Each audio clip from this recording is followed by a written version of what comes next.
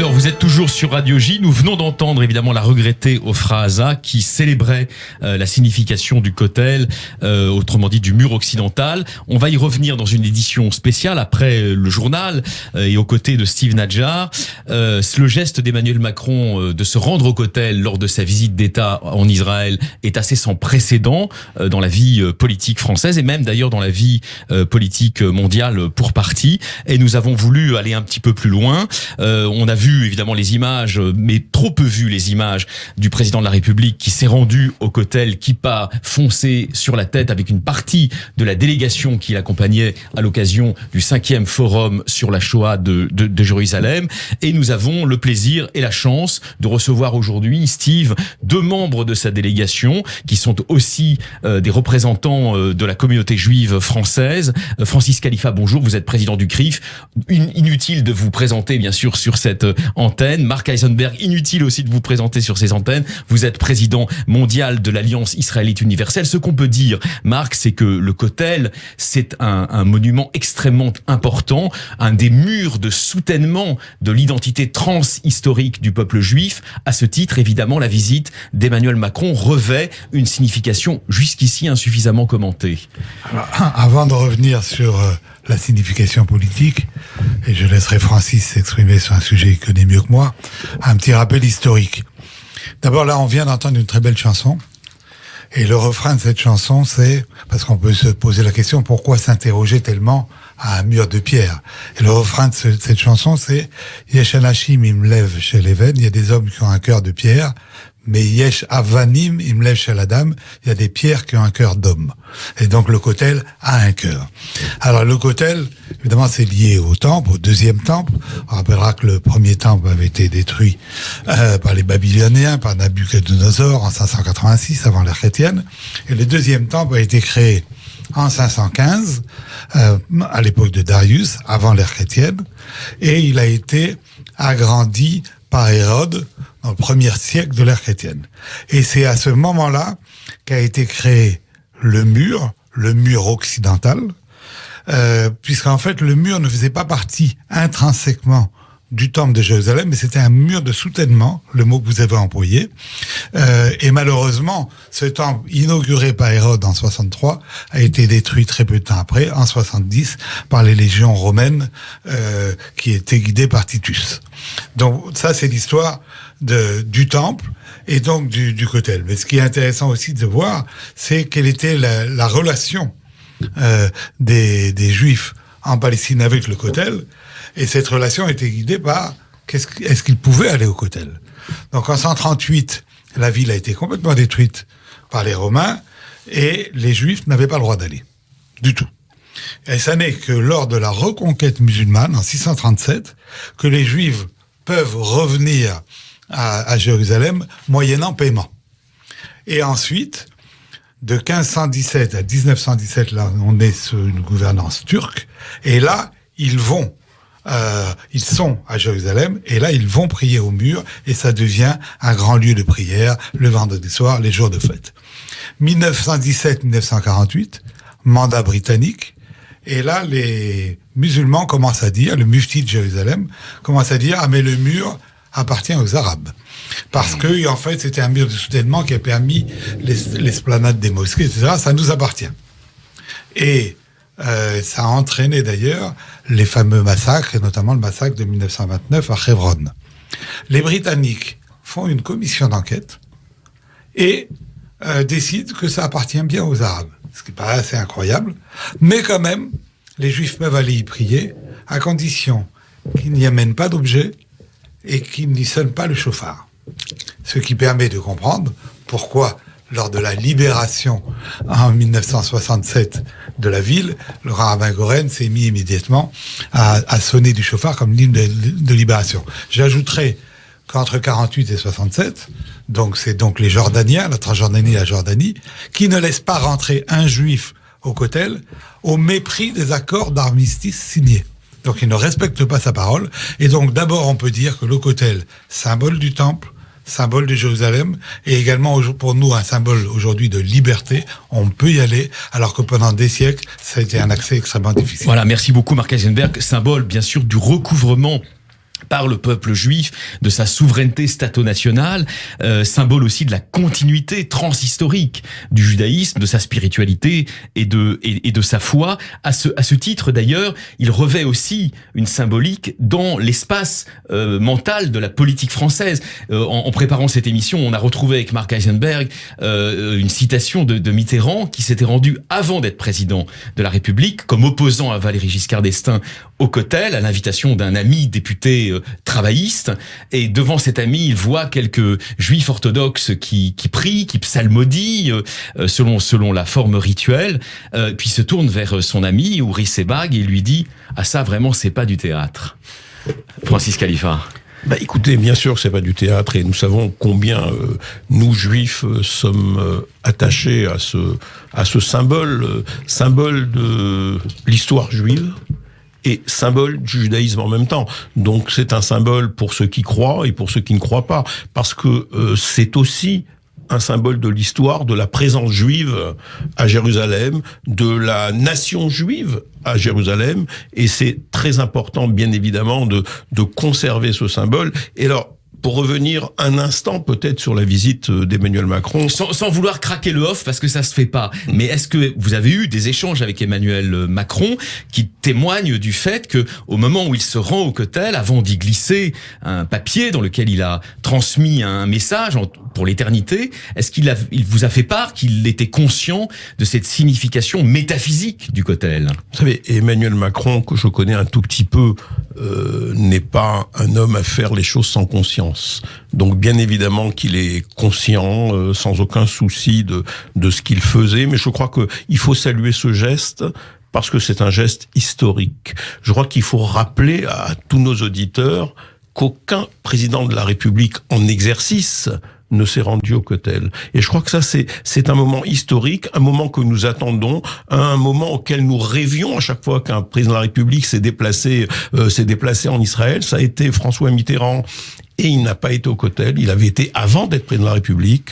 Ensuite, il y a eu Nicolas Sarkozy, qui avait été aussi avant ou après, avant d'être président de la République, 2004. mais qui n'y est pas retourné en tant que président de la République. Et il a fallu attendre. Et Hollande n'y a pas été non plus. Il a fallu attendre Emmanuel Macron pour qu'on puisse assister justement à cette parce que pour moi, c'est aussi une reconnaissance historique de la présence juive en Israël, et je crois que c'est important. Je voudrais juste saluer également l'excellent travail de notre ambassadeur de France en Israël, qui a œuvré à l'Élysée pour essayer de convaincre que ce témoignage était important pour tout le monde. Il s'est heurté un peu à des conseillers diplomatiques qui n'aimaient pas trop ça, parce que c'est, semble-t-il, prendre un peu position sur la capitale qu'est Jérusalem pour le peuple juif. On peut dire d'ailleurs que l'amour du Kotel, effectivement, ça n'est pas qu'un symbole juif, c'est aussi l'amour de Jérusalem qui est présent dans toute la tradition juive. Il y a un texte du Talmud qui dit « Dieu a donné 10 mesures de beauté au monde, Jérusalem en a pris 9 et une a été distribuée au reste du monde. » Oui. Alors c'est peut-être un peu exagéré, mais on adore Jérusalem, c'est la phrase qu'on prononce également lors du mariage. Si je t'oublie, Jérusalem, que ma main droite se dessèche. Et donc, on brise le verre en souvenir du temple de Jérusalem lorsqu'on se marie. Donc on voit bien combien Jérusalem est présent dans la vie juive. Absolument. Et cité à de très nombreuses reprises, alors que, sans rentrer dans de polémiques, ça n'est pas la ville sainte des musulmans, c'est la Mecque. Et dans le Coran, il y a peut-être une allusion à Jérusalem, et c'est tout. Donc il y a une disproportion forte entre aujourd'hui l'image que tout le monde a, que c'est une ville sainte à égalité entre les juifs et les musulmans, ça n'est pas exactement la réalité historique. Cette visite présidentielle d'Emmanuel Macron intervient un peu plus de 2 ans après un arrêt similaire de Donald Trump devant le Kotel. L'an dernier, c'est le président brésilien Jair Bolsonaro qui s'y déplaçait cette fois aux côtés du Premier ministre Benjamin Netanyahu. Une visite conjointe qui était une première. Est-ce à dire que le président américain a ouvert la voie à ce geste symbolique d'Emmanuel Macron la semaine dernière? Le président américain, il y est allé à titre privé au cours de sa visite. il n'y est pas allé officiellement en tant que président des États-Unis dans l'exercice. Mais il était de son tout de même voyage président d'État. des États-Unis. Il était. C'était un geste magnifique. Bien sûr que ça peut aider, mais il y a quand même il n'est pas allé au bout de la démarche. Et alors, on veut quand même vous faire révéler quelques secrets à nos auditeurs. On le sait, ça a été vu, mais peu commenté. Le président Emmanuel Macron, lorsqu'il est avec vous au Cotel, s'approche à un moment et tend dans les anfractuosités du mur. Oui, si. Et il tend dans les anfractuosités du mur un petit mot plié, une feuille blanche sur laquelle il a vraisemblablement écrit un message. Est-ce que vous le connaissez, Francis Khalifa, ce message? Le message qu'il aurait écrit sur ce papier, je ne l'ai pas lu. Vous ne l'avez pas lu? Ce que je sais, c'est qu'il a, sur le livre d'or du Cotel, qui lui a été tendu par le rabbin du Cotel. Le rabbin qui est responsable du Cotel. Et qui l'accompagnait pendant toute cette visite, il a mis au nom de la République française, il a mis un message, et ce message, parce qu'il est public et que nous avons pu le lire au moment où il écrivait, je peux vous le révéler, il était très simple, c'était « Avec espoir et confiance, pour la paix, la République française toujours œuvrera », et c'était signé Emmanuel Macron. Marc Eisenberg. Oui, il faut dire aussi dans la visite du Cotel, ce qui était intéressant, c'est que le président Macron ne l'a pas fait en 5 minutes, et il allait dans les excavations. Ce qui a un geste politique presque encore plus fort, puisque vous savez que ces fouilles et ces endroits-là sont encore plus contestés par les musulmans, à tel point que là encore une fois les conseillers diplomatiques étaient un peu gênés. Il y est allé, il a voulu comprendre, il a regardé, il a pris son temps. Ce qu'il faut dire, Marc Eisenberg, c'est qu'effectivement un certain nombre de musulmans et d'islamistes a fortiori veulent déjudaïser entièrement le sous-sol du mur en disant mais ça n'a jamais été juif, ce sont des inventions des juifs, et donc le fait que le président de la République française s'y rende dans ce sous-sol signifie qu'il reconnaît en fait la judaïté du lieu. Je crois que plus personne ne peut aujourd'hui contester la judaïté du lieu, à part bien évidemment ceux qui ont une vision étriquée de l'histoire, ou une vision tronquée de l'histoire, ou une vision révisionniste de l'histoire. Je crois qu'on ne peut pas aujourd'hui, il y a suffisamment de preuves, notamment à travers les fouilles qui ont été faites à Jérusalem et autour, il y a plus de possibilité, lorsqu'on est de bonne foi, de nier la judaïté des lieux et la présence juive sur ces lieux. C'est évident. Alors, pour vous donner un exemple de l'importance du Cotel pour les Juifs, sachez qu'il y a chaque année 10 millions de visiteurs qui vont au Cotel. Oui, c'est énorme. C'est la Tour Eiffel et le Louvre additionnés. Refaisons encore un peu d'histoire. Jacques Chirac s'était également rendu à Jérusalem en 1996, mais à l'époque, l'ancien maire de Paris avait mis en scène ce déplacement. Il était notamment descendu de la voiture blindée qui avait été mise à disposition par Israël à la frontière entre Jérusalem-Ouest et Jérusalem-Est pour bien montrer son désaccord sur la politique israélienne dans la vieille ville. La semaine dernière, Emmanuel Macron s'est montré beaucoup plus ouvert. Qu'est-ce qui différencie ces deux chefs d'État sur la question israélienne et plus précisément sur la question de Jérusalem?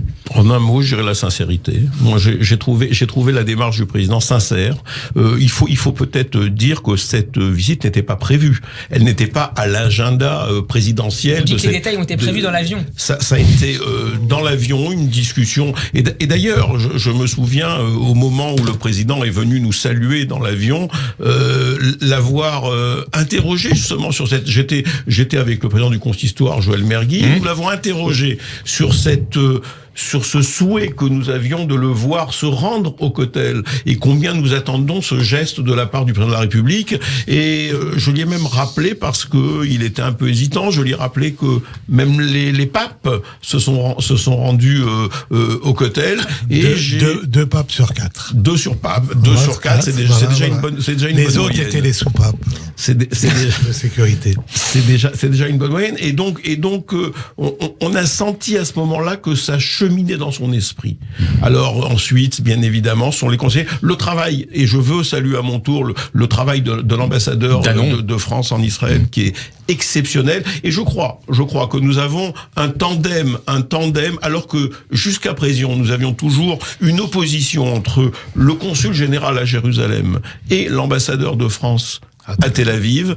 J'ai le sentiment que là, nous avons un tandem qui s'entend, et je crois que c'est important de dire aussi que pendant cette visite au Cotel, chose qui était inimaginable avant, l'ambassadeur de France était là également. Ah oui, c'est ça. Était là également. Ce matin, sur nos antennes, notre éditorialiste Ilan Greisamer, qui est politologue à l'université Bar-Ilan, disait que le président Macron, en dépit de tous les doutes qu'émettent certains, a montré dans cette séquence globale une empathie et une sympathie réelle et profonde à l'endroit d'Israël, mais aussi à l'endroit du peuple juif. C'est votre perception, Marc Eisenberg? Absolument, c'est notre perception depuis longtemps. Et il faut relire les textes qu'il a prononcés, les différents discours qu'il a fait, notamment un très beau discours à Yad Vashem, pour en être encore plus persuadé. Absolument, il a montré beaucoup d'empathie vis-à-vis de la population juive, vis-à-vis d'Israël. Voilà, et c'est vrai qu'on peut dire un mot de son discours à Yad Vashem, puisqu'il précédait la visite au Kotel. C'est un discours dans lequel il a pourfendu l'antisémitisme, il a dit qu'il fallait traquer le déni. Ce sont des mots très forts, et ce ne sont pas les mots d'un président qui n'aurait pas conscience de la gravité planétaire de l'antisémitisme, c'est le moins qu'on puisse dire. Non, je crois qu'il a une conscience réelle de ce qu'est l'antisémitisme, d'abord en France, bien évidemment, parce que n'oublions pas aussi que nous sommes ici sous une vague d'actes antisémites qui se continue en réalité, qui a commencé, qui avait atteint un sommet en 2018 avec une hausse de 74%, et que nous voyons en 2019 une nouvelle hausse de 27% encore de ces actes antisémites, ce qui fait que en 2 ans finalement les actes antisémites ont doublé dans notre pays. Donc la situation est réellement sérieuse, elle est inquiétante, n'ayons pas peur des mots, et elle est d'autant plus inquiétante pour ceux qui subissent au quotidien cet antisémitisme, ces familles juives qui vivent dans les quartiers que l'on a appelés des quartiers difficiles, que moi je préfère appeler des quartiers impossibles, en tout cas pour mener une vie juive normale, et qui poussent justement ces populations, ces familles juives, qui dont bien souvent les enfants sont nés dans ces quartiers, qui les poussent à un véritable exil intérieur. C'est la fameuse petite alia avec ces juifs qui quittent ces quartiers difficiles pour aller vers des quartiers plus tranquilles. Et je crois que c'est la réalité de notre pays aujourd'hui, et c'est contre cela qu'il faut se battre aujourd'hui, et il faut bien évidemment aller au-delà des déclarations, et je crois qu'il faut passer maintenant aux actes de façon plus sérieuse. C'est-à-dire j'ai envie de vous dire une chose très simple, c'est que jusqu'à présent, je crois que les pouvoirs publics et tous ceux qui se sont succédés, les différents gouvernements qui ont succédé, ont rempli l'obligation de moyens. Et nous avons une législation pour lutter contre l'antisémitisme qui est très aboutie, qui est une des plus abouties qu'il puisse y avoir en Europe et peut-être dans le monde. Je crois qu'il faut maintenant passer à l'obligation de résultat. Il faut se fixer une obligation de résultat. On ne peut plus, les Français juifs ne peuvent plus continuer à subir sans avoir le sentiment que ça peut cesser. Alors vous avez senti, Marc Eisenberg, cette détermination d'Emmanuel Macron à obtenir sur ces fronts républicains si importants de tangibles résultats? Augmentation en 2 ans multipliée par 2,4 les actes antisémites, c'est malheureusement impressionnant, et c'est quelque chose qu'on retrouve au quotidien. Et effectivement, le président Macron a dit lui-même à la fin d'un de ses discours: maintenant, ce qui compte, c'est l'action. Maintenant, ce qui compte, c'est les résultats. Alors, c'est les résultats qui ne concernent pas seulement, d'ailleurs, la communauté juive. Sans dire que l'antisémitisme est l'affaire de toute la République, comme le président l'a très bien rappelé à de nombreuses reprises. Mais c'est des mesures qui se posent aujourd'hui sur l'islamisme radical qui arrive en France, avec le problème des retours des gens de Syrie, etc. On a une bombe explosive en France. Donc, quelles sont les mesures? C'est sans doute des mesures différentes pour les fichiers S qui sont concernés par l'islamisme. C'est sans doute une meilleure protection des lieux, parce que je crois que là, ce qui est fait aujourd'hui, pas hier, est insuffisant. J'en parle là en tant que responsable d'un réseau d'écoles. Il faut malheureusement remettre des soldats, il faut se préparer, il faut prendre des mesures plus fortes pour aboutir, mais c'est ce que souhaite apparemment le président. Comme l'a dit le président du CRIF, il faut aboutir à un résultat meilleur pour que nos concitoyens puissent vivre l'esprit un peu plus dégagé. Mais on peut dire que le président Macron, au cours de son voyage, a envoyé des signes d'optimisme à ce sujet. Merci beaucoup, Marc Eisenberg. Une dernière question, Steve. Le président de la République a conçu son programme dans la ville sainte comme une sorte d'itinérance spirituelle, peut-être un peu sur le modèle de son itinérance mémorielle en novembre 2018 lors du centenaire de la fin de la Première Guerre mondiale. Est-ce que, selon vous, le président de la République a tenté d'envoyer un message aux différentes communautés religieuses en France, alors qu'on dit le pays en voie divisé, en voie même d'archipélisation, notamment sur ces questions religieuses et de laïcité? Non, je crois qu'il s'inscrit pleinement dans cette Jérusalem des trois religions et berceau des trois religions monothéistes. Et je crois qu'il a voulu aussi aller sur ces pas-là. C'est pour ça qu'il s'est rendu d'abord à Sainte-Anne. Il est ensuite monté à la mosquée sur le mont du Temple. Et puis il a terminé par une longue visite, parce que je crois qu'on l'a pas suffisamment dit. La visite au Kotel était une très longue visite où il a pu rencontrer des Israéliens qui étaient là, très nombreux, beaucoup d'origine de France d'ailleurs, qui ont acclamé le président de la République, qui étaient heureux de le voir faire cette visite au Kotel. C'était quelque chose que tout le monde attendait, et ça, il a répondu à cette attente, et je crois qu'il faut le souligner, parce que je crois que c'est un moment historique que nous avons vécu, un moment historique dans l'émotion et un moment historique dans la rupture qu'il produit par rapport à ce qui s'est passé auparavant avec les différents présidents de la République qui ont été en Israël. Appendice à la question de Steve Nadjar, Francis Khalifa, Mark Heisenberg, il a cité dans le discours de Yad Vashem, il a cité un écrivain français, un seul, c'est Charles Péguy.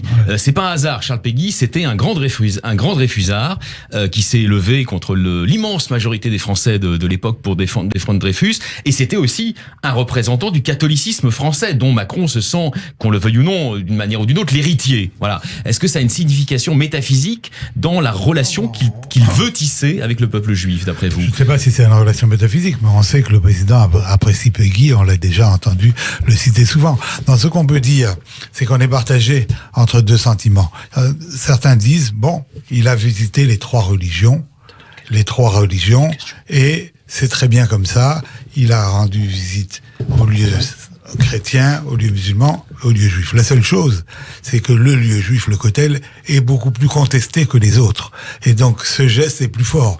Beaucoup ont visité les lieux chrétiens et les lieux musulmans sans se rendre au Kotel. Donc d'un côté, c'est normal, et d'un autre côté, on lui en est très reconnaissant. C'était un geste très fort qui restera dans l'histoire. Merci beaucoup, Francis Khalifa. Le mot de la fin?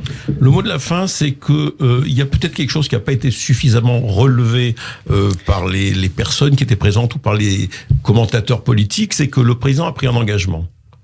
Il a pris un engagement de revenir en visite officielle très prochainement en Israël. Ça veut dire qu'il y aura de véritables échanges bilatéraux entre les deux pays, la France et Israël, et ça sera une véritable visite officielle. Ça n'était pas une visite diplomatique la semaine dernière. Ce n'était pas une visite bilatérale, parce que nous étions dans une visite qui était autour du forum international. Tout à fait. Alors, oui, il s'est engagé à venir très rapidement pour sourire à la fin de cette émission, lorsqu'il y aura un prochain gouvernement israélien. Voilà. On ose espérer. On ose espérer, mais ça n'est pas sûr. Mais ça n'est pas sûr. Rendez-vous, en tout cas, le 3 mars prochain. Merci Mark Heisenberg, merci Francis Khalifa, merci Steve Nadjar.